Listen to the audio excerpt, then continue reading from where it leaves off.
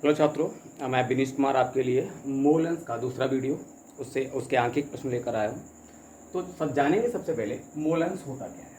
सामान्यतः मोल अंश जो होता है वो क्या है, मान के चलिए कोई बिलियन है, माना कि कोई बिलियन है।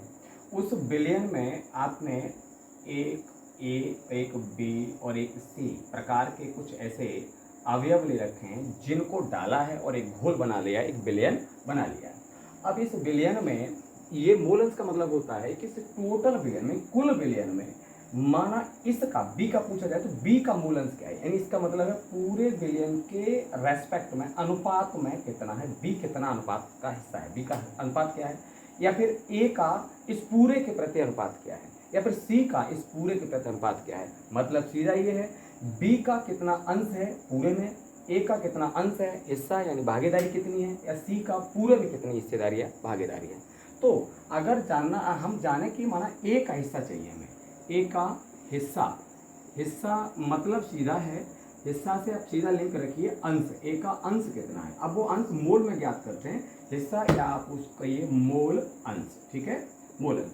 तो ए का मोल अंश निकालने के लिए यानी क्या लगाएंगे, ए का मोल, ए का मोल बटे ए प्लस बी प्लस सी के मोल।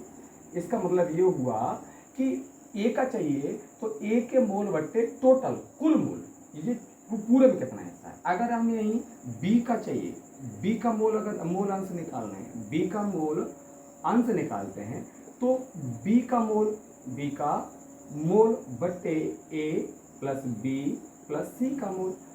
तो कहने का मतलब ये हुआ कि आपको मोल अंश निकालने के लिए सबसे पहले मोल की आवश्यकता पड़ती है। सबसे पहले किसकी आवश्यकता पड़ती है, मोल की। तो मोल निकालने के लिए हम जानते हैं, पहले हम सिखा चुके हैं मोल के बारे में। मोल का निकालना क्या होता है, मोल एक होता है भार और उसके अड़ोहार का अनुपात होता है, ठीक है। मोल क्या है, भार और अड़ोहार का अनुपात होता है। तो किसी पदार्थ का मोल निकालने के लिए उस पदार्थ का भार बट्टे अड़ोहार रख देते हैं।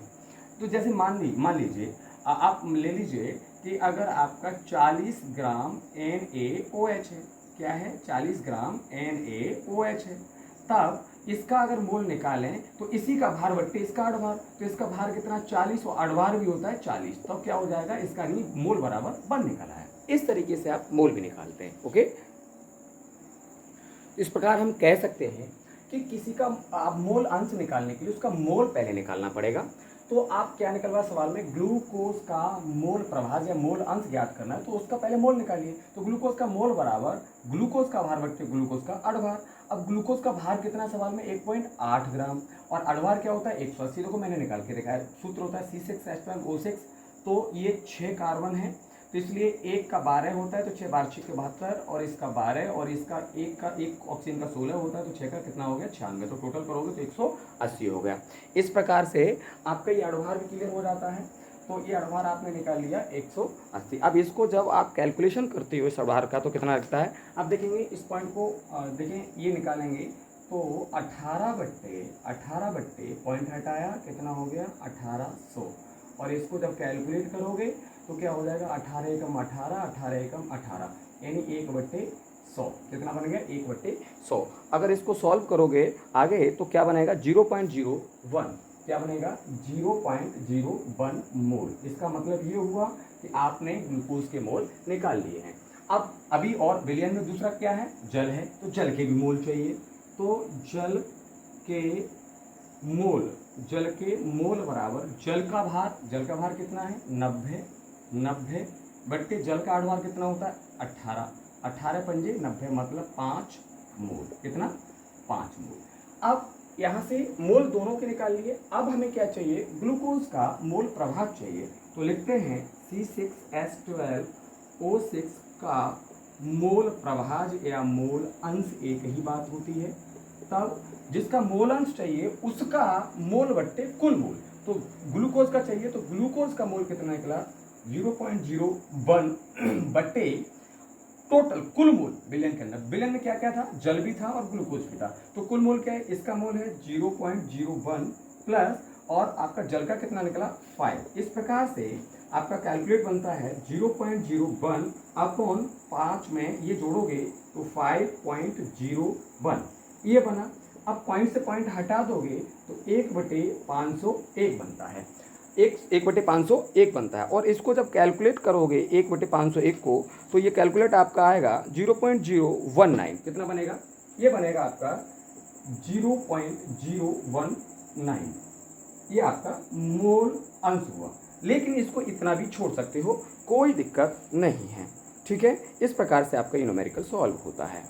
इसी प्रकार ये आपका दूसरा न्यूमेरिकल है। इसमें कहा है जल में एथिल अल्कोहल विलयन भारानुसार 40% है, तो जल और एथिल अल्कोहल का मूल अंश ज्ञात करो। कहने का मतलब है जो विलयन है वो जल और एथिल अल्कोहल को मिलकर बना है, तो उसमें जो आपका एथिल अल्कोहल है आपका, वो एथिल अल्कोहल विलयन का कितना है? 46%। इसका मतलब टोटल विलयन जो होगा, टोटल जो विलयन होगा वो कितना होगा? 100% होगा, 100% होगा। उसमें 46 क्या है? 46 आपका है ये C2, 46 क्या है? C2H5OH, और बाकी कितना बचा? 54 बचा, वो है आपका जल। क्या है? जल। इसका मतलब एथिल अल्कोहल की मात्रा ये हो गई, और उस विलयन में 54 जो है पानी की मात्रा हो गई। अब इसके लिए क्या चाहिए? मोल अंश निकालने के लिए वही मोल चाहिए, तो निकालते हैं सबसे पहले जल के मोल। किसके? जल के मोल। जल के मोल बराबर जल का भार बट्टे जल का अणुभार। तो जल का भार कितना है? H2O का भार है 54। कितना बेटा? 54। और उसके बाद इसका अणुभार कितना होता है? 18। 18 से काट दो, 18 तिया 54, 18 से 3 बार कट जाएगा। इसका मतलब है कि इसके मोल कितने निकल के आ रहे हैं? 3। जल के मोल निकल आए। अब आपको किसके निकालने हैं? एथिल अल्कोहल के C2H5OH के मोल। अब इसके मोल भी निकाल लीजिए। तो इसके मोल बराबर इसका भार बट्टे इसी का अणुभार। तो इसका भार कितना है भैया? इधर दिया 40% था 100 में, इसलिए 40 बट्टे, अब अणुभार भी इसका बेटा कितना होता है? आप निकालोगे तो 46 ही आएगा, निकाल सकते हो यहाँ से। तो जाके कितना बनेगा? 1 मोल बन जाएगा। क्या बन गया? 1 मोल। अब पूछा क्या है? अब इनका क्रम से जल और दोनों का मूलंश चाहिए, तो पहले जल का मूलंश निकाल लेते हैं। जल का मोल अंश,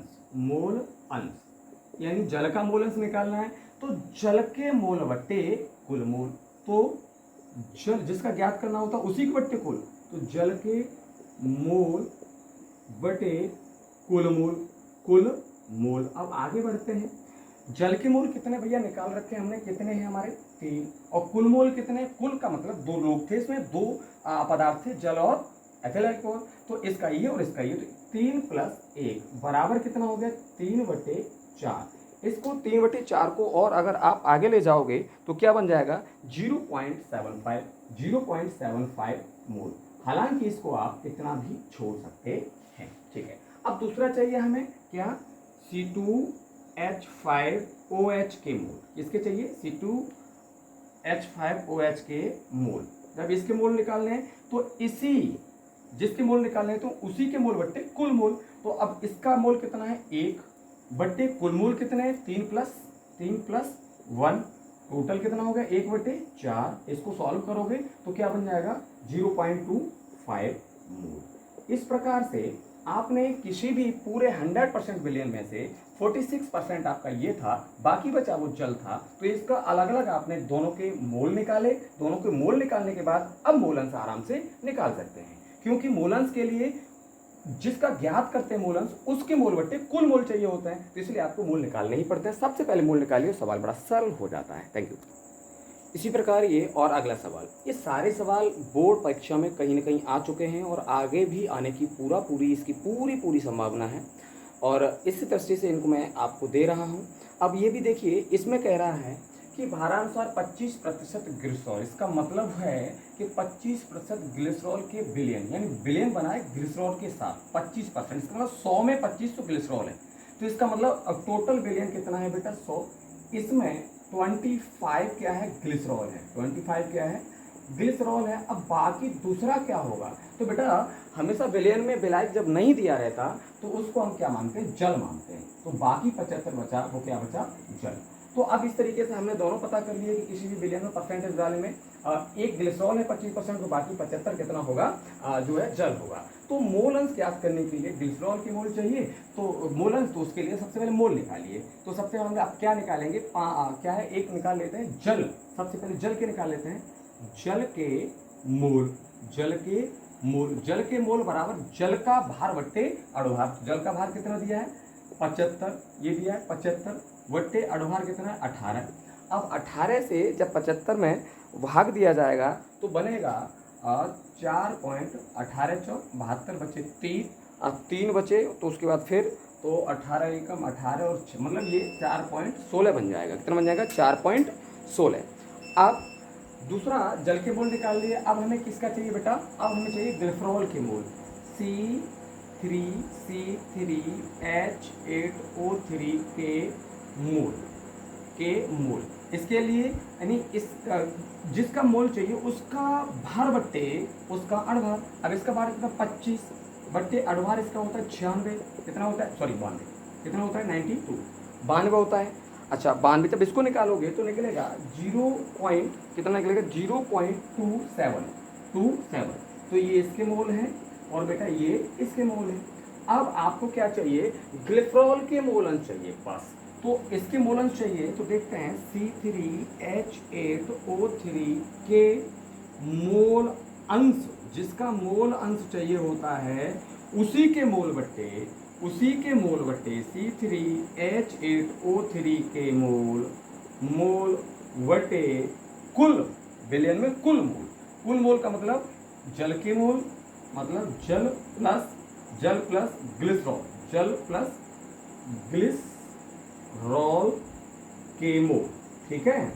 अब ये हम फाइंड करेंगे तो क्या बनेगा, इसके मोल कितने हमने निकाल रखे हैं 0.27 वटे में कितना है, जल के मोल कितने बेटा 4.16 प्लस, अब उसके बाद ग्लिसरॉल के चाहिए उसके वही है 0.27।